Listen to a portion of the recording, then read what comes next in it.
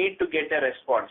So that comments we will add in agency integrator so that the agent is aware of it. He get the answers from the proposed issue applicant. Right. Okay. Well, I know what you're asking, and that's twofold, and I'll explain. If the exam, okay, if the insurance company has, let me make sure everybody's clear. Okay. If the insurance company has this insurance exam, and, no. And let's say one of the questions on the application was answered differently. Okay, so let's say question number 5B. Here's the answer. It says no, right? But let's say on the application, if there's medical questions on there, and the similar question is answered yes, the insurance carrier, the underwriter, will most likely ask you to go back to the client and re-question the insured regarding the question, because there's a conflict, okay? Now, if the insurance company has not gotten the exam, and you're just scheduling it, and you got the application, and you're sending the application, and you see that one of the questions on the application about medical, and you know it's going to be done during the exam,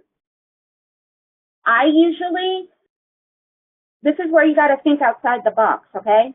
Usually what I would do is I would ask it. I would not wait for the insurance exam. And the reason why is if that is a yes answer, that could potentially trigger for us to order an APS, attending physician statement, which is medical records.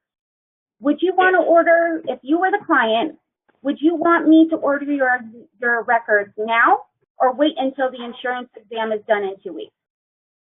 You'd want it done now, right? You want your insurance quick and fast. You don't want to have to wait. So if the agent or the insured neglected to answer a question on the application, and you know it's going to be on the insurance exam, to me, I would still ask it, and they might come back and they might say, can we just wait for the exam to get these questions? Sure, we can. But just know that this, depending on what the answer is, could potentially delay the case, because if it's a yes answer and it's something crucial, like diabetes or, uncontrolled high blood pressure that would trigger medical records, that's just delaying the case. You know what I'm saying? Okay. Got that. Does that help? Yes. Okay. Yes. What I would do is, if it was me, I would just put it out there as an outstanding requirement. And if they don't answer it and it's still outstanding by the time you get an insurance exam, I would still not automatically receive it.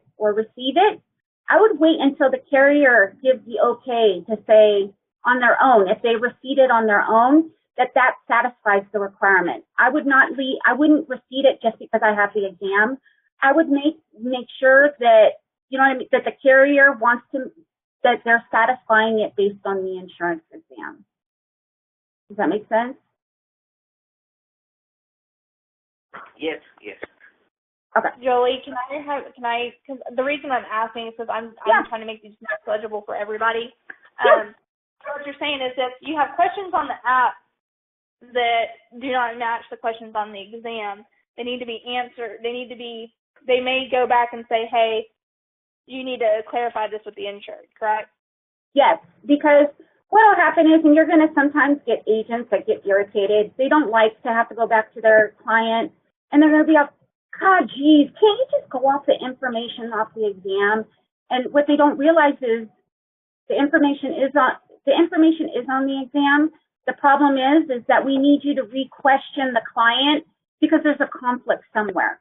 So it depends what the situation is. Lots of agents, they'll want to get rid of, the requirement. They're just very passive. Just get it off of there, or just answer no and I'll answer it later. They cannot be passive. There's a reason why we're doing this. Okay. And so also when you have the questions on the app that will be on the exam, you're saying that the application part, it needs to go ahead and be asked. Therefore, you can determine ahead of time if medical records need to be ordered. If you wait until the exam is returned and you find out that then based on the exam they require medical records, then you just delayed your time.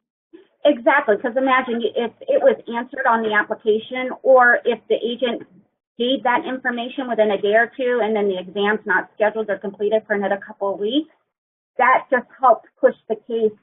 Your longest process in underwriting is an APS. APS, if it's Kaiser, can take 3, 4, 6 weeks. If it's Scripps Clinic, even longer. So the longest piece in this puzzle, if everybody was to do their part, get the app in, get the exam done right away, everything's bam, bam, bam, bam, bam, and then all of a sudden you have to order an APS at the end, medical record, the attending physician statement, the case comes to a screeching halt. It's like, and then it's at standstill for 4 to 6 weeks. And so what you're saying is based on these underwriting guidelines, you can look at the application before the exam's even done and go, okay, they're going to want medical records. We need to just go ahead and get this done. You got it, Kelsey. I'm so proud of you. Yeah, okay. I'm like, it's making sense to me.